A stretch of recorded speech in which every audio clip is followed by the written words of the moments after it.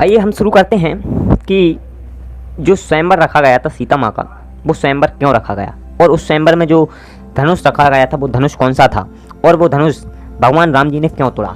तो आइए हम शुरू करते हैं और उस धनुष को तोड़ने के लिए कौन कौन वहाँ शामिल हुए थे। तो आइए हम शुरू करते हैं कि वो धनुष आए कहाँ से थे। तो वो धनुष भगवान शंकर जी और भगवान विष्णु जी ने आपके विश्वकर्मा देव जी से बनवाए थे, ताकि वो ये जांच सकें कि अगर इस पृथ्वी को एक बार में नष्ट करना है तो हम कैसे कर सकते हैं। तब क्या होता है कि भगवान विश्वकर्मा जी से जब ये बनवाते हैं तब उनका परीक्षण करना होता है। उन परीक्षण के लिए एक ऐसा समय निर्धारित किया गया था जो कि एक निमित्त बना। उसकी निमित्त बनी पार्वती जी और माता लक्ष्मी जी।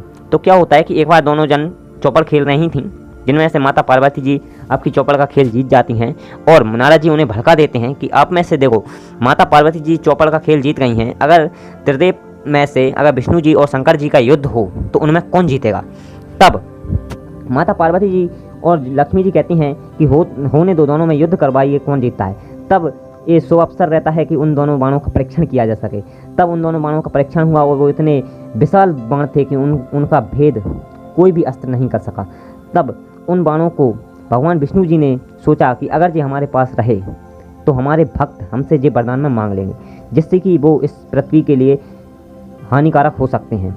जिससे फिर भगवान विष्णु जी और शंकर जी अपने दोनों बाणों को भगवान परशुराम जी को सौंप देते हैं। परशुराम जी एक दिन एक बाण अपना शंकर जी वाला जो बाण होता है वो जनक जी के पिताजी को दे देते हैं और उनके पिताजी के अंत के बाद जब वो बाण अंदर ले जाने के लिए अच्छी सुरक्षित स्थान पर रखने के लिए जब जनक जी प्रयास करते हैं तब वो बाण किसी पे हिलता भी नहीं है। तब सीता जी आती हैं और उस बाण को एक हाथ से भी उठा देती हैं और उनकी अवस्था उस समय 6 वर्ष की होती है।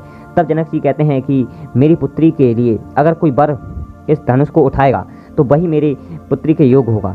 तब जनक जी वो स्वयंवर रखते हैं। अब जानते हैं कि उस स्वयंवर में कौन कौन आया था। तो उस स्वयंवर में आपके रावण भी आया था, जो कि शिव जी का महान भक्त था। उस जैसा भक्त आज तक कोई भी नहीं हुआ। तो क्या होता है कि जब धनुष उठाने की बारी आती है तब उसको पता नहीं होता कि ये शिव जी का धनुष होता है। जब वो धनुष के पास में जाता है तब उसको पता चलता है कि ये तो शिव जी का धनुष है और अगर मैं इस धनुष को उठाऊंगा तो इससे शिव जी का अपमान होगा, इससे शिव जी का अपमान होगा और मैं ऐसा पाप नहीं करना चाहता। तब रावण उस धनुष को प्रणाम करके वापस अपने लंका चला जाता है। फिर राम जी आते हैं और उस धनुष को उठाते हैं और उस धनुष पर प्रत्यंच चलाते ही उसको तोड़ देते हैं। वो धनुष इसलिए तोड़ा गया था क्योंकि वो धनुष शिव जी का था और रावण शिव जी का परम भक्त था।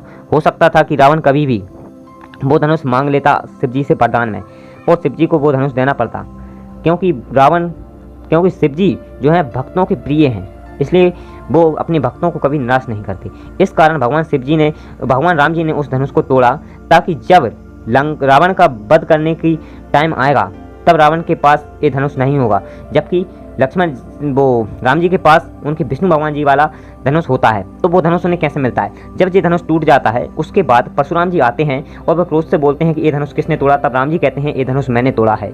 तब परशुराम जी कहते हैं कि ये धनुष तोड़ा है तो इस धनुष को भी तोड़ के बताओ, इस पर प्रत्यंच चढ़ा के बताओ जो विष्णु भगवान वाला वो धनुष राम जी को दे देते हैं। तब भगवान राम उस पर भी प्रत्यंच चढ़ा देते हैं। तब परशुराम जी खुश होकर उन्हें वो बाण सौंप देते हैं, जिससे कि वो बाद में रावण के वध करने के लिए उपयोगी होता है।